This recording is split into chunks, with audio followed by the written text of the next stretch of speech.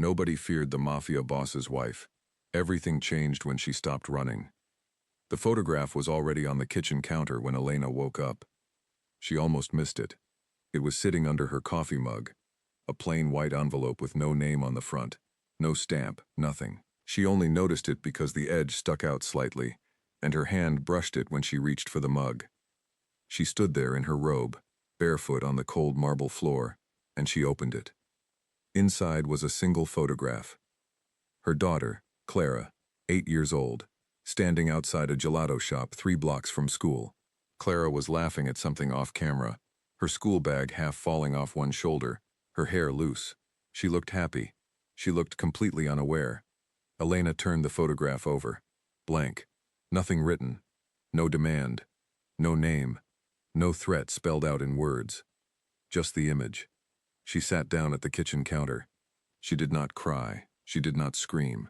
She sat very still and looked at the photograph for a long time. The way you look at something that has just changed the shape of your entire life, and you are not yet sure how to fit yourself inside the new shape. Then she walked to her husband's study and knocked on the door. Dante Moretti was already awake. He was always already awake. He was a man who seemed to exist before the rest of the world did, already dressed, already drinking his espresso, already 2 moves ahead in conversations that had not yet begun. He was 51 years old and he carried himself the way old, heavy buildings do, like gravity had made a special agreement with him. Elena placed the photograph on his desk without saying anything. He looked at it. His face did not change. That was the thing about Dante. His face almost never changed, and Elena had spent 7 years learning to read what lived behind the stillness. He picked up the photograph. He studied it for perhaps 10 seconds. Then he set it down, stood up, walked around the desk, and kissed her forehead, the way a man kisses something he owns and intends to protect. "It is handled," he said. "Do not worry." She went back to the kitchen. She poured her coffee. She drank it standing up because she could not remember how to sit. She had married Dante Moretti when she was 23 years old, and she had loved him the way young women love powerful men. Completely, recklessly, without any map of what it would cost. He had been 41. He had walked into the restaurant where she worked, not as a customer but as the man who quietly owned the building, and he had looked at her across the room, with the focused attention of someone who had already made a decision. He was not cruel. She wanted to be clear about that, even in her own mind. Even years later, Dante was not a cruel man. He was a controlled man, which is a different thing entirely, and sometimes more dangerous. He had courted her with patience. Flowers that were not roses because he had noticed she preferred something simpler. Dinners where he asked her questions and then actually listened to the answers. A kind of concentrated attention that she had never felt before, that made her feel like the most important person in any room she walked into. She had been dazzled. She did not apologize for that now. She had been 23, and she had been dazzled. They married in a ceremony that her mother cried through from beginning to end, though Elena never fully understood whether those were happy tears or the other kind. She wore a white dress that cost more than her mother's rent for 2 years. She had felt beautiful in it. She had felt chosen. The life that followed was not what she had imagined, but she adjusted, the way people adjust to temperatures, slowly, without noticing how much they have changed, until one day they realize they are comfortable in conditions that would have been unbearable before. She learned the rules without anyone stating them. She did not ask questions about the business. She did not comment on the men who came and went from the house. She dressed well, she smiled at the right moments. She kept the house running with a quiet efficiency that everyone took for granted. She was present at dinners where men talked around her and over her and past her, as though she were part of the furniture. Expensive furniture, well-maintained, but furniture nonetheless.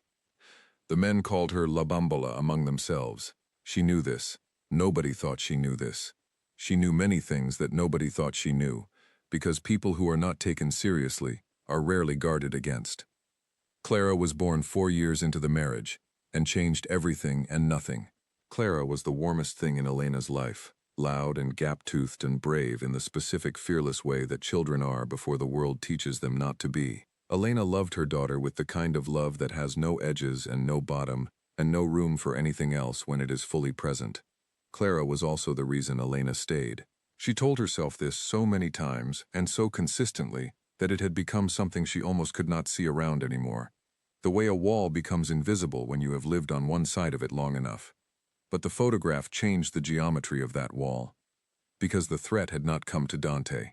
It had come to Elena, and it had not threatened Dante. It had shown her Clara. She understood the difference. She lay awake that night understanding it with every part of her body. Dante had said it was handled. She did not doubt that he would try. But the photograph was not a message to Dante Moretti. It was a message to her. Someone had looked at his household and decided that the most effective target was not the man himself. It was the woman he did not pay attention to. That someone understood something Dante did not. Elena stared at the ceiling in the dark for a long time. Then she thought about her daughter laughing outside a gelato shop, completely unaware, school bag sliding off one shoulder. She thought about the word handled and what it meant and what it could not mean. And something in her chest, quiet and without drama, shifted. It was not a decision yet. It was the thing that comes before a decision, the moment when you realize the ground has already moved, and you are standing in a different place than you were before, and no amount of staying still will put you back. She closed her eyes. She did not sleep. The next morning, Clara ate her breakfast and complained that her math teacher gave too much homework, and asked if she could have another dog. Elena made her eggs and listened and said she would think about the dog. She watched Clara walk out the front door, watched until the car taking her to school disappeared around the corner. Then she went back inside and stood in the middle of the kitchen and understood, with the complete and ungentle clarity of someone who has just run out of room to pretend otherwise, that everything was about to change. She just did not know yet that she would be the one to change it. Nobody in that house would have believed it. Nobody who sat at those dinners, nobody who called her La Bambola, not even Dante himself, would have predicted what the woman they had never bothered to watch was already, quietly, beginning to see. She poured a second cup of coffee. She sat down. She started to think. The first time Elena tried to leave, Clara was 4 years old. She had been planning it for 6 weeks. Small, careful steps. Money moved quietly into an account Dante did not know about. A bag packed and hidden at the back of the wardrobe. A phone number memorized and then the piece of paper destroyed. She had a sister in Palermo, a woman named Grace who had never liked Dante and had said so exactly once, clearly, and then never said it again, because Elena had asked her not to. Grace had agreed to help. They had arranged it over 2 careful phone calls from a public telephone box near the school. The morning Elena chose, she waited until Dante left for a meeting. She dressed Clara in her coat, told her they were going on a trip to see Aunt Grace, which made Clara immediately and loudly delighted. She put the bag in the car. She drove to the train station. She bought the tickets. She sat on the bench with Clara on her lap, and she breathed in the smell of her daughter's hair, and she thought, this is it. This is the door. Just walk through it. Dante's man found her before the train arrived. He did not touch her. He did not threaten her out loud. He simply appeared, sat down one bench away, and looked at her with the patient, neutral expression of someone who is very comfortable with waiting, and very certain how this ends. Elena looked at him. He looked at her. Clara was telling her something about a cartoon character. She did not take the train. She told Grace something had come up. She drove home. She unpacked the bag and put everything back where it belonged, and made dinner, and did not cry until much later, in the bathroom, with the water running. She told herself it was not a defeat. She told herself she had learned something useful, that she needed a better plan, more time, more distance between what she intended and what anyone could anticipate. She told herself this so often in the following weeks that she began to believe it. The second attempt was a year and a half later. This time she had tried a different approach. She had reached out, cautiously, to a journalist, a woman named Diane who wrote for a regional paper and had been quietly publishing small, careful pieces about the financial movements of certain families in the city. They had made contact through an indirect route, a mutual acquaintance who asked no questions. They met twice, a parking garage, once, a busy cafe near the university, once. Diane was sharp and careful and had kind eyes, and a recorder she kept below the table. Elena gave her almost nothing. She was still deciding how much to trust her, how much to say, what the cost of saying it might be. The third meeting was scheduled. Elena arrived. Diane did not. She waited 40 minutes. Then she left. She never contacted Diane again. She never found out what had happened. Some possibilities were better left unexamined. The third attempt was quieter. A lawyer, contacted through another indirect route, who specialized in certain kinds of separations in certain kinds of situations. He was recommended to her as someone who understood the particular difficulties of her particular circumstances. He took her call. He asked her to come to his office the following Thursday. Thursday morning, Dante mentioned at breakfast, without looking up from his paper, that he had heard there was some construction near the office district, and traffic had been very bad all week. He never looked up. He continued reading. He turned the page. Elena understood the message. She did not go to the lawyer's office. The fourth and fifth attempts she barely counted now, looking back. They had been small, frightened movements. A phone call she made and then did not complete. A contact she reached out to and then went silent on before anything could develop. Each one smaller than the last, each retreat faster and more practiced. What she had not understood in those early years was that she was not building toward the moment she would leave. She was building the habit of not leaving. Every attempt that ended in retreat wore a groove in her, a path that her feet knew how to walk without thinking, a route that ended always in the same place. Back inside, door closed, everything exactly as it had been before she moved.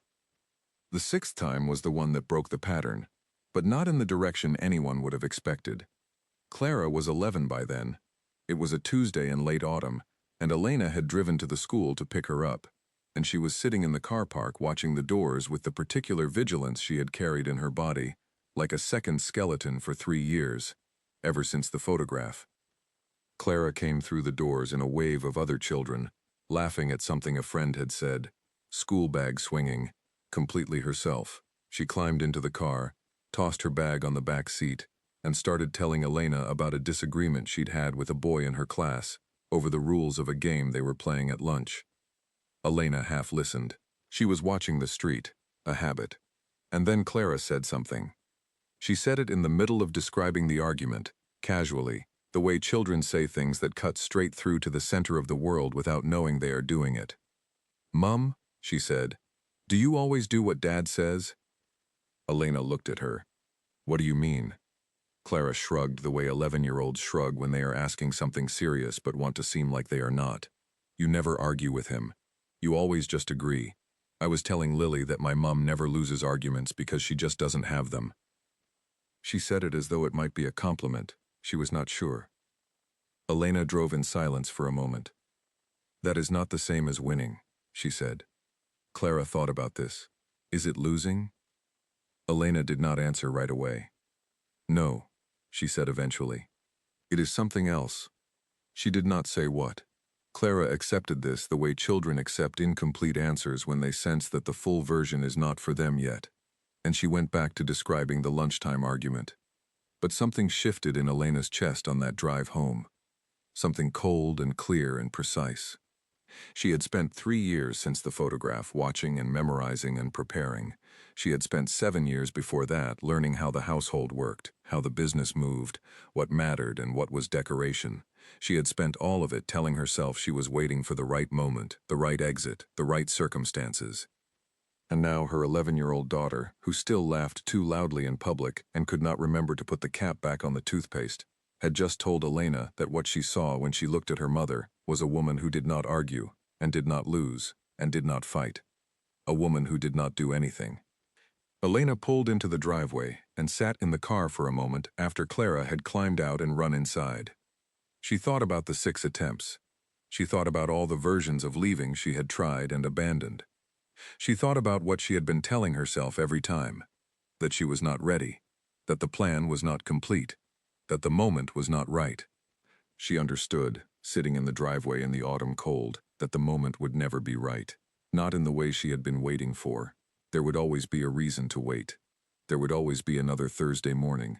Another message hidden in a sentence about traffic. The door did not open from the outside. She had spent years looking for someone to open it. A lawyer, a journalist, a contact, a perfect plan. The door was hers. It had always been hers. She had simply been unwilling to pay the price of walking through it, because the price was real and heavy, and she had spent 3 years estimating it, and it had never gotten lighter. But Clara had just stood outside the school with her bag swinging and asked her mother if she always did what she was told. And Elena had said, "That is not the same as winning." And she had meant it as a correction. But she heard it, 3 seconds later, as an admission. She got out of the car. She went inside. She made dinner. She helped Clara with her homework. She sat at the table with Dante while he talked about something, and she listened and nodded and said the correct things at the correct moments. And underneath all of that, running like a second current below the surface of the evening, something had changed.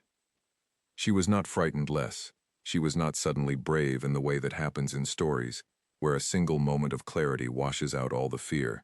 She was just as frightened as she had always been, possibly more so, because she was finally looking at the fear directly instead of sideways. But she had stopped running. Not because the door had opened, not because the plan was complete, not because she had found the right person or the right moment or the right anything. She had stopped running because she finally understood that afraid was not a waiting room. It was the permanent address. You did not leave when the fear went away.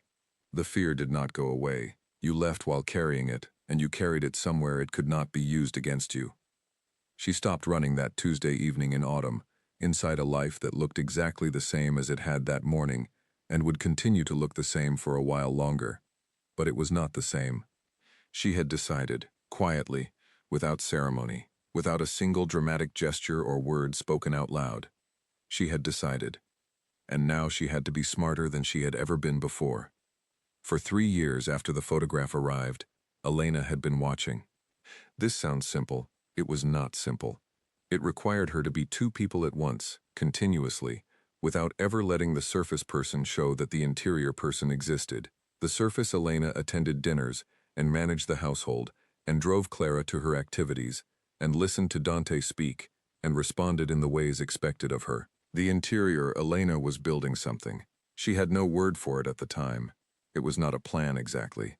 Not yet. It was more like a foundation. You lay a foundation before you know what you are building, because without it, nothing stands. She had assets that nobody had thought to account for. She had thought about this carefully. When you are invisible, people speak freely near you. When you are not taken seriously, people do not guard themselves. When you have been written off as decoration, the room you sit in is treated as empty. Elena had spent 7 years sitting in rooms that were treated as empty. She had heard things, names and numbers and arrangements and conversations that were never meant for her ears, because nobody imagined she was listening in any productive way. They imagined she was thinking about the table setting, or her next appointment, or nothing at all. She was cataloging. She had always had an excellent memory. This was something she had learned to keep to herself, early in the marriage, because she had noticed that people grew uncomfortable when she recalled things accurately. A date mentioned in passing 6 months earlier. A name from a conversation she had not been directly included in. She had learned to perform a selective forgetting around Dante and his people. She acted as though things drifted through her and left nothing behind. They left everything behind. She remembered the name of the man who handled the northern contracts and the approximate dates of his visits. She remembered overhearing a short conversation about an arrangement with a company in another city, and the name of the company, and the name of the man at that company. She remembered numbers mentioned in the context of payments that she was not supposed to understand. She remembered which of Dante's men were loyal to Dante personally, and which were loyal to Dante's position, because the distinction had revealed itself over years in very small ways, in how they spoke about him when they thought he could not hear, in the quality of their attention when things were difficult.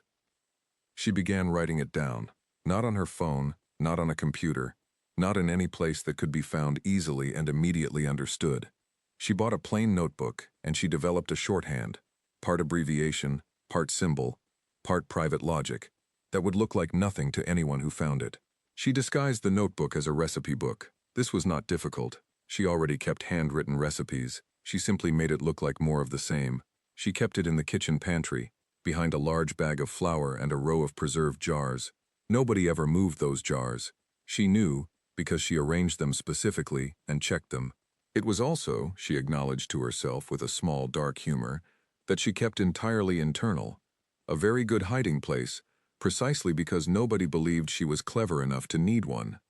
She was also, quietly and without drawing attention to it, building connections.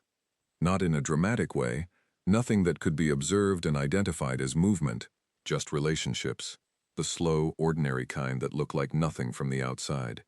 The woman who cleaned the house every Tuesday morning was named Rose. She had been working for the Moretti household for 4 years. Elena had always been courteous with her, always had coffee ready, always asked about her family.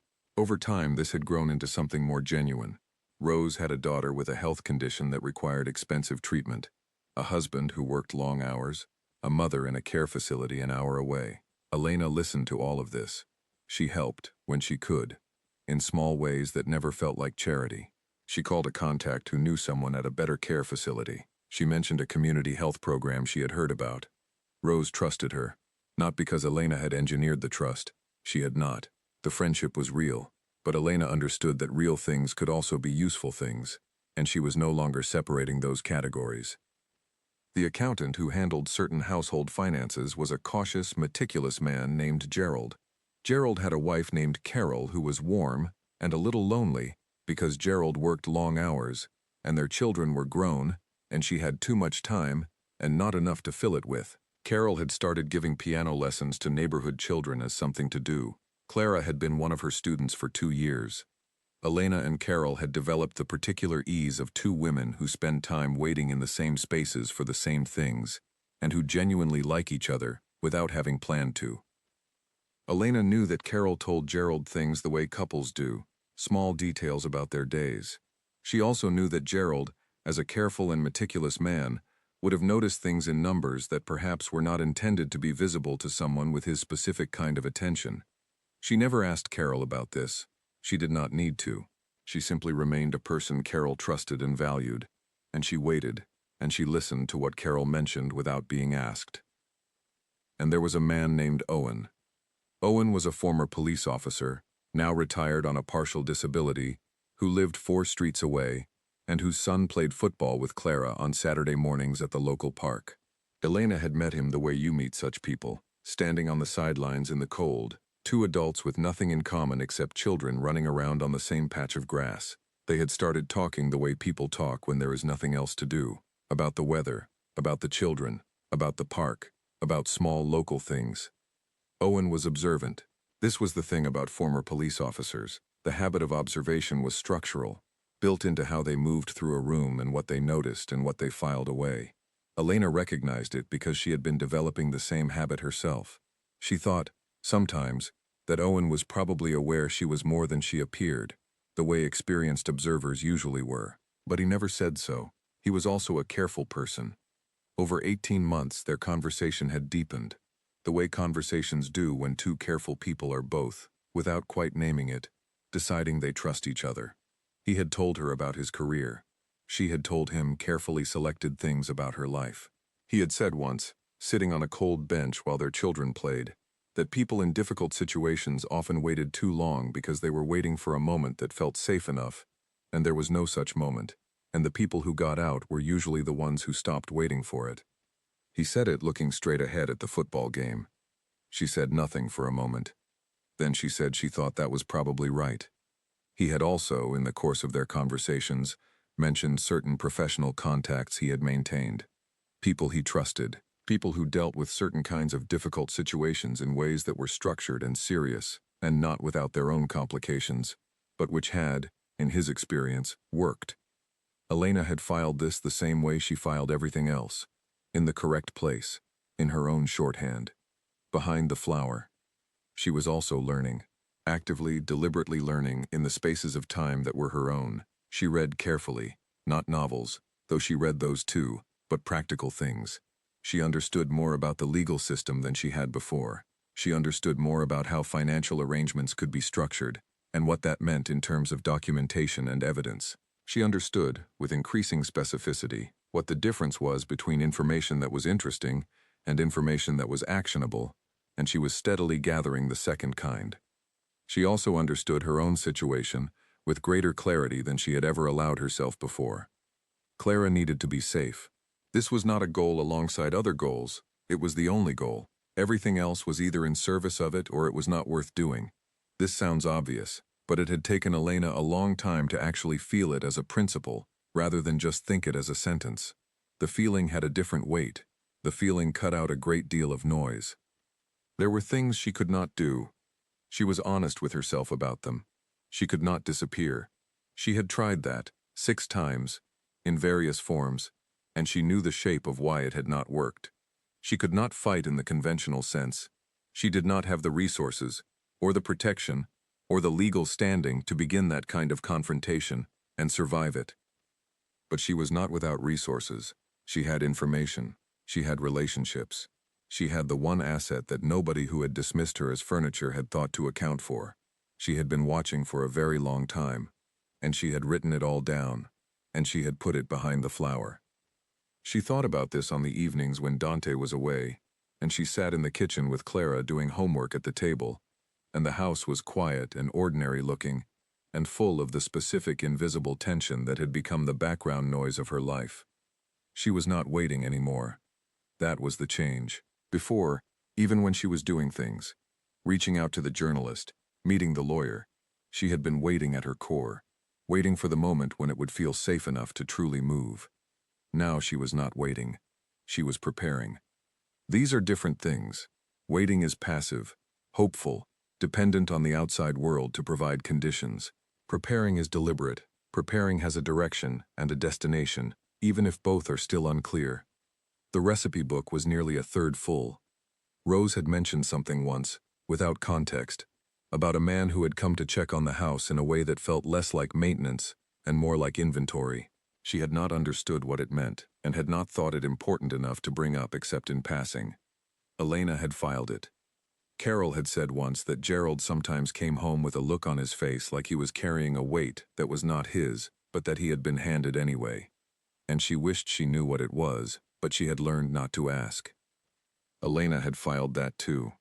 Owen had given her a name, one name, mentioned in the context of discussing the kind of serious professional contacts he trusted. He had not told her to call it. He had simply said, "There are people who handle things properly, and this is someone I would trust to be one of them." Elena had written the name in her shorthand, behind the flower. She was not brave, she told herself. She did not feel brave. She felt the same fear she had always felt, perhaps more precisely now because she was not looking away from it anymore. But she was building something. Quietly, inside the life that looked unchanged from the outside, she was laying a foundation. She did not know yet exactly what she was building, but she knew it would hold when the time came. And she was beginning to understand that she was going to be the one who made the time. The phone call lasted 11 minutes. Elena had made it from a phone she had bought with cash at a small electronics shop on the other side of the city, on a morning when she had told the household she was going to a doctor's appointment. She had gone to the appointment first. That part was real. Then she had driven to the shop, bought the phone, paid in cash, and sat in a car park 2 streets away to make the call.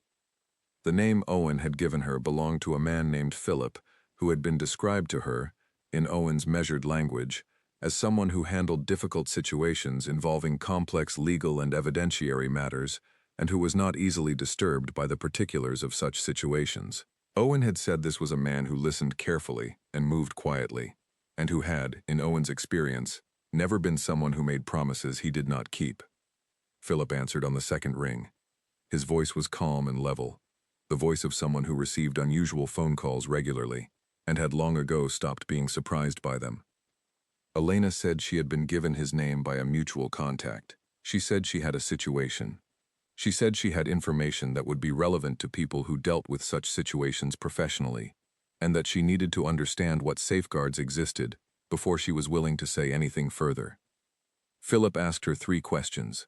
They were precise, practical questions, the kind that are designed not to extract information but to assess the quality of the person speaking. She answered them directly.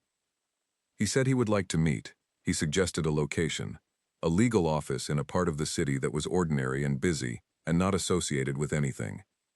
She said she needed 2 weeks. He said he would be available. She ended the call. She sat in the car park for a while. She was aware of her own heartbeat in a way she was not usually aware of it. Not racing, just present, audible, physical, real.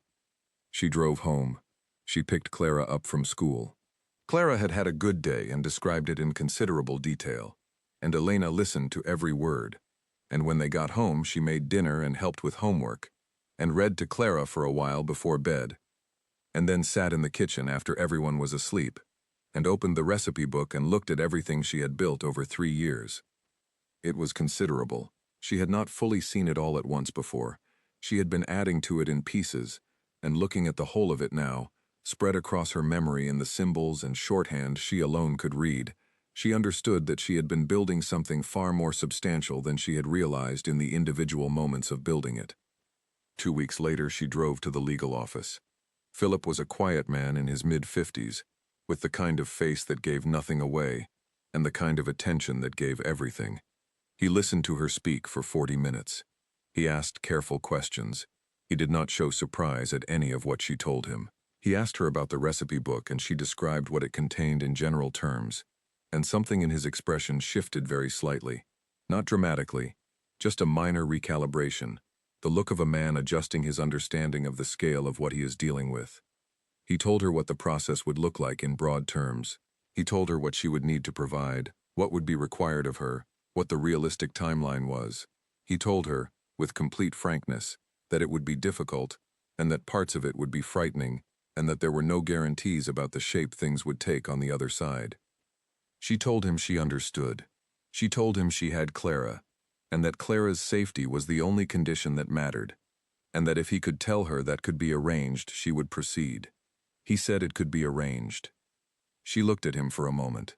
She was measuring him the way she had learned to measure people, not by what they said, but by what happened in the space between their words, what their body did when they were choosing what to say and what to leave out. She decided she trusted him. She said she would be in contact.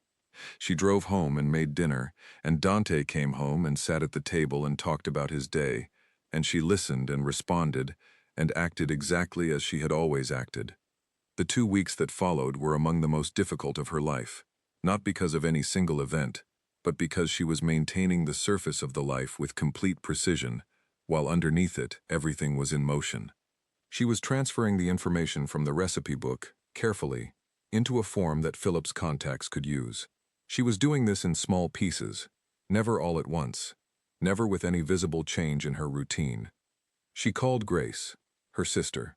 She had not spoken honestly to Grace in years, not because Grace would not have listened, but because involving Grace was involving Grace, and Elena had not been willing to put anyone else inside this until she was sure she was actually moving, and not just planning to move again. Grace listened. She did not cry. She did not panic. She said, in the measured voice of a woman who had been waiting for this phone call for a decade, "What do you need me to do?" Elena told her. She also spoke to Owen one Saturday morning at the park, while the children played. She did not tell him the details. She told him enough. He nodded once, slowly, and said that if she needed him he was available, and then he looked back at the football game and said nothing further. She told Rose, in a quiet way, that she might need a favor in the coming weeks. Nothing dangerous. Nothing that would put Rose in any difficult position. Just a small practical matter of timing. Rose said yes immediately, without asking what the matter was. Elena told her she would explain when the time was right. Rose said she trusted her. 14 days after the meeting with Philip, on a morning in early spring when the light was still thin and the air still cold, Elena woke at 5 in the morning and lay in the dark, and went through everything one more time. She had Clara's bag ready, small, light, nothing that looked like departure, just the ordinary bag she used for school with some extra things tucked inside. She had her own bag in the car from the previous evening, placed there under the cover of taking something out to the recycling, moved without drama. She had the information secured, not in the car, not in the house, already transmitted through the channel Philip had established. She got up. She made coffee. She went through the morning with absolute surface normalcy. She woke Clara, made her breakfast, listened to her describe a dream she'd had about a horse and a swimming pool, braided her hair because Clara was having a phase of wanting her hair braided. Dante left at 7:15 for a morning meeting. At 7:40, Elena put Clara in the car. She did not take the recipe book. It had already served its purpose. She left it in the pantry, behind the flour, where it had always been. She drove out of the neighborhood at normal speed. She stopped at a traffic light and watched it change from red to green. Clara was asking about whether they could get a cat. Elena said she thought that sounded like a reasonable idea. She drove. She did not look in the rearview mirror. Not because she was not afraid, she was, but because she had already made the calculation many times, and she understood that looking back was not going to change what was behind her, and keeping her eyes forward was the only thing that moved her in the right direction. Dante discovered what had happened 3 days later.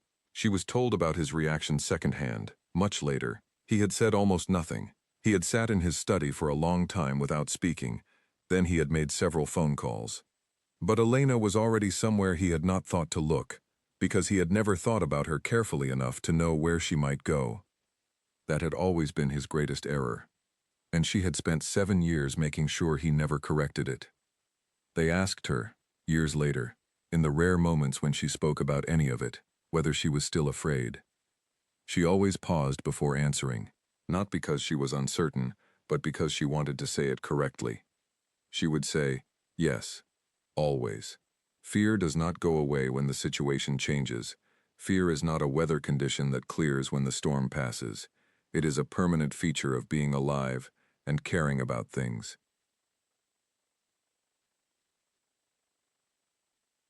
Anyone who tells you otherwise is selling you a story.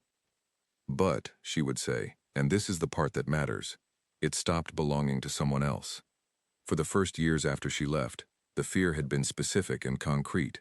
It had a shape and a location, and it moved around her life with a weight she could feel physically. There were threats that came through lawyers. There were people who appeared in places in a way that was not accidental. There were nights in various locations. She and Clara moved often in the first period, never staying more than a few weeks in any place. When she lay awake listening to the specific texture of unfamiliar silence, and thinking about every possible thing. Philip had been exactly what Owen described him as. He moved quietly and he kept his promises and he dealt with the documentation and the legal machinery with a competence that she came to rely on, without quite realizing how much she had come to rely on it, until much later, when she thought back on it. The process took 3 years. She had known it would take time. She had been prepared for it to take time.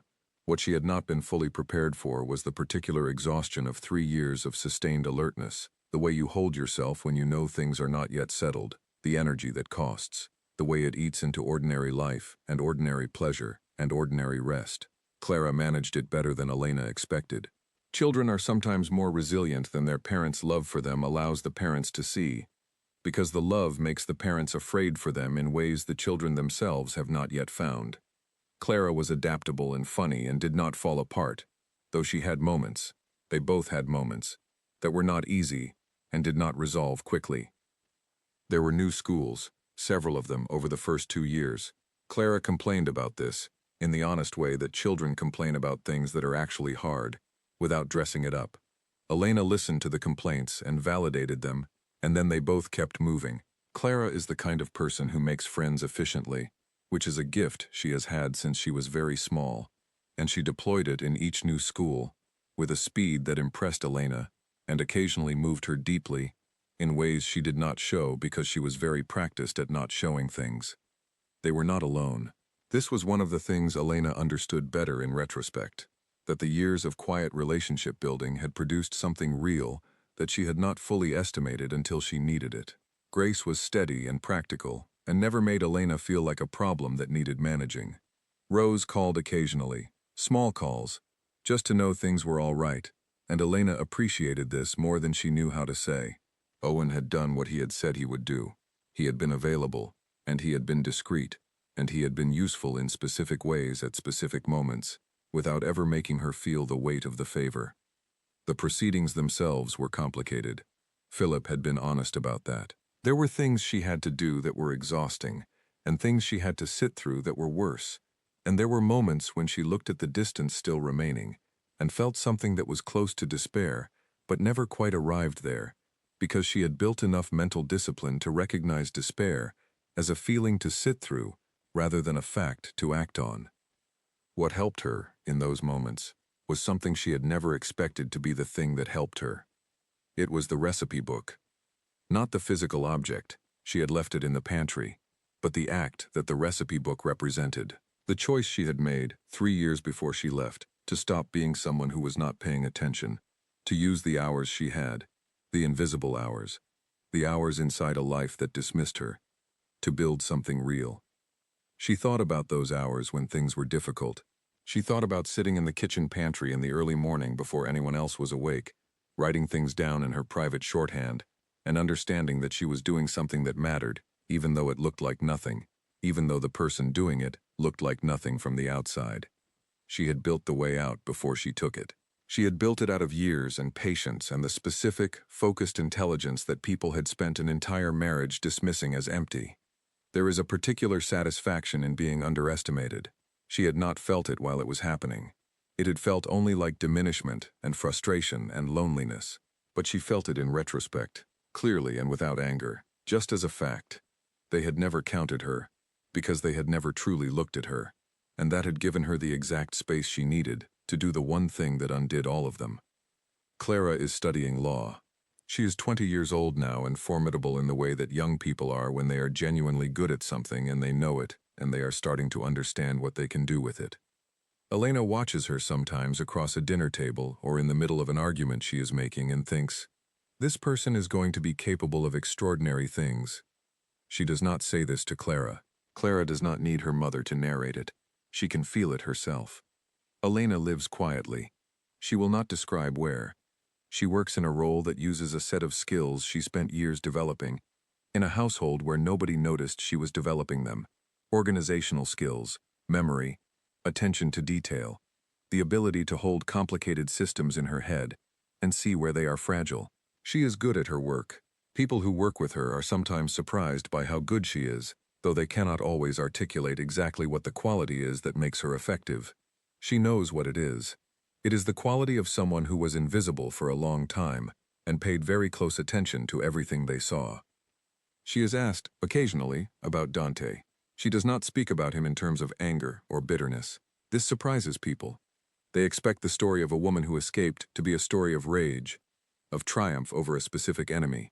She understands why they expect this. It is a satisfying shape for a story. But the truth is more ordinary and more complete than that shape allows for.